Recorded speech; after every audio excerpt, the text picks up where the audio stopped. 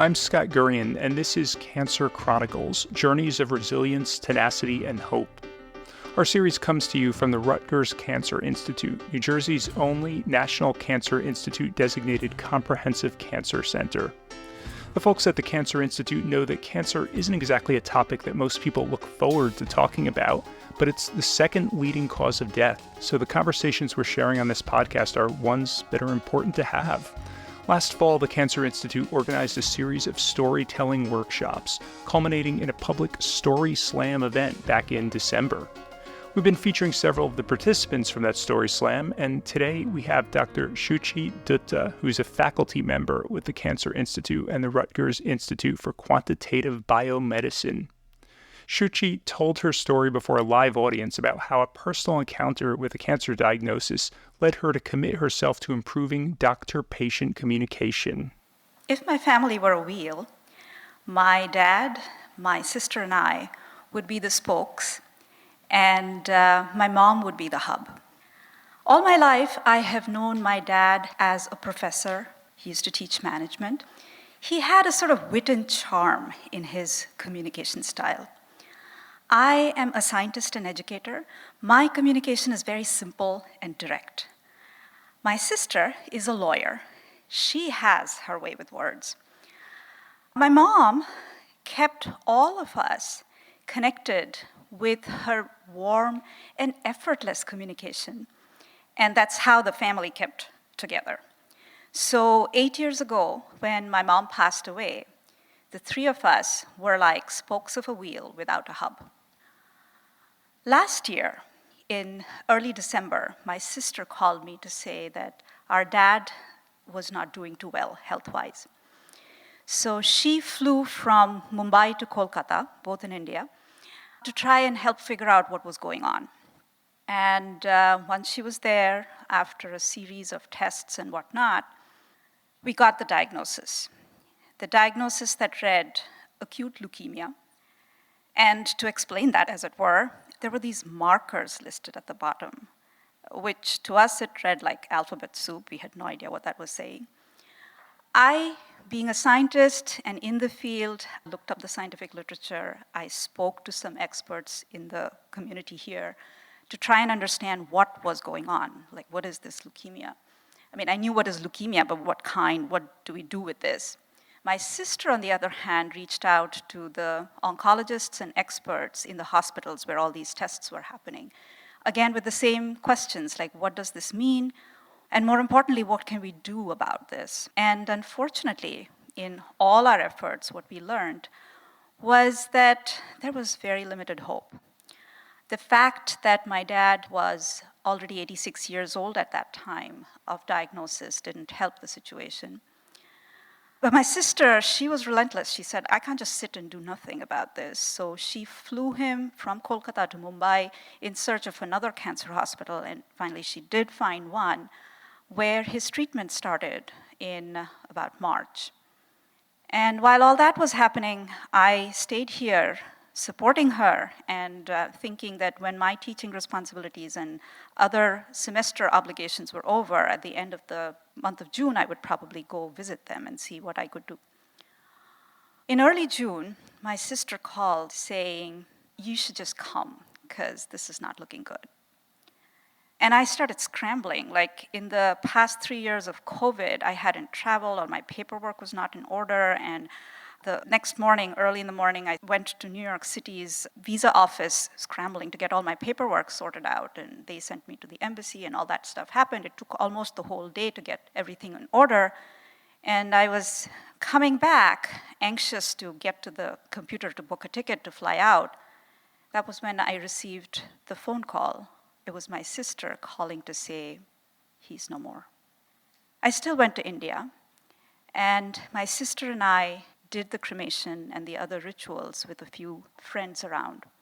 Very interestingly, there was no other family physically present there to help support us.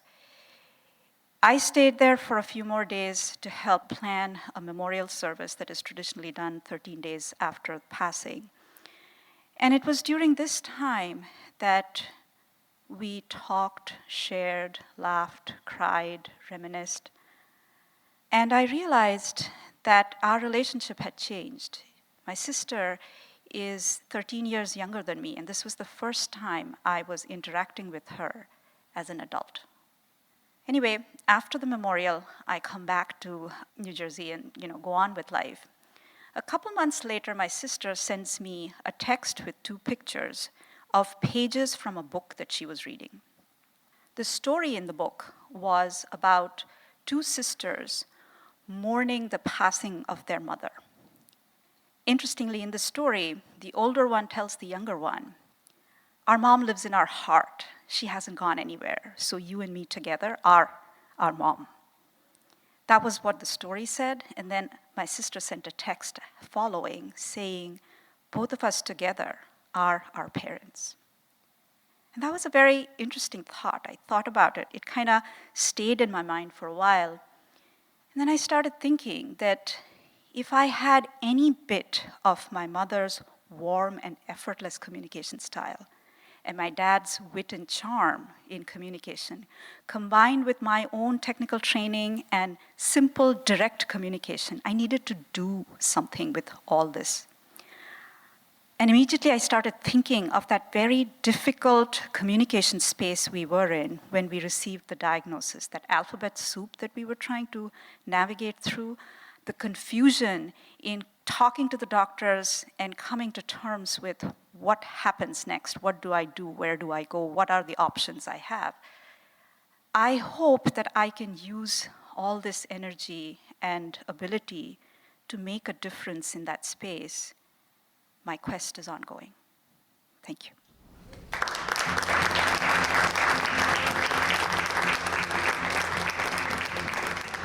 Dr. Shuchi Dutta, thanks so much for joining me. You spoke about the moment in your story when you first learned about your father's cancer diagnosis. And even though you yourself have a science background, you said it was basically a nonsensical alphabet soup of marker codes at the bottom of his diagnosis paperwork.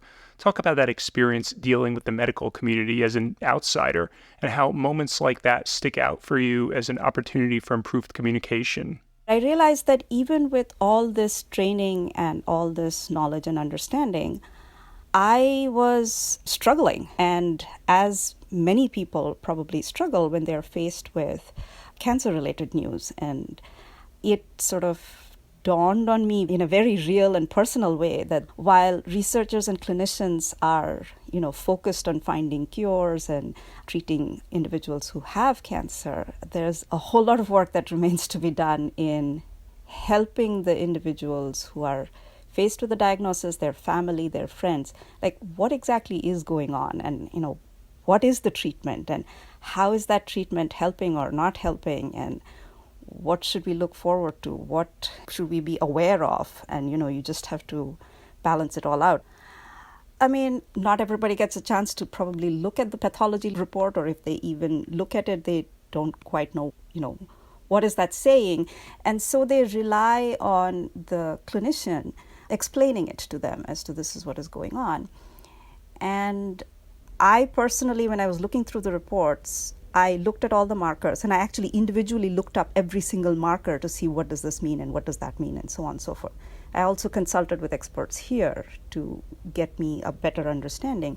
My sister, who is not a scientist, she spoke to the doctors who had prescribed the tests and who were caring for my father.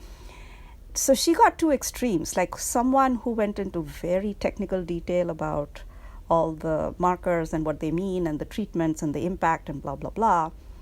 And the other extreme was they said, well, he has 3 months to live. So she was like, oh, this is like, it's 2 extremes. And I wish there was some more, communication in between so that you could prepare yourself. The individual who's facing the diagnosis can be prepared, their family can be prepared, and, whatever choices we make, it's a little bit more informed, not just like, okay, this is it, and there's no other choice. And so that's what a lot of times people feel, that this is like death sentence and this is it. In your work as a professor, many of your students are young people who are preparing for jobs in the medical or research fields. Now, tell me if I'm wrong, but my impression is that people like that tend to spend a lot of time in the lab or on their computers performing experiments and crunching data, and it might sometimes be easy to lose sight of the big picture of what they're actually doing and the people whose lives they're actually impacting through their work. Is that something you think about when you're talking to them? Absolutely. I feel like my job actually requires me to remain in alignment with what the community needs, or how are they perceiving these data and tools and resources. And I interact with them on a regular basis to get their perspective and their understanding, because you're very right that people who are experts and know a lot about a certain topic, they assume that everybody will understand this, but my interactions with the community keeps me grounded in saying that, well, this was not very obvious. You need to explain this better. And so this is a very continuous thing that is happening in my life. Like, I want to keep understanding how our audiences understanding or not understanding things that we are presenting, and what can we do to improve that. Dr. Shuchi Dutta works with the Cancer Institute and is a professor at the Rutgers Institute for Quantitative Biomedicine.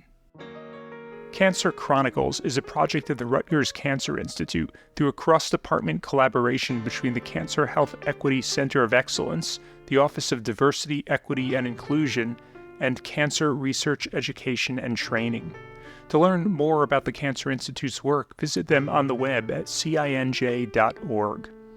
This podcast series was produced by me, Scott Gurian, and the executive producers were Dan Swern and John Keller of Collab Arts, which engages artists, social advocates, and communities to create transformative new work. Our theme music was composed by Dave Seaman. Until next time, thanks for listening.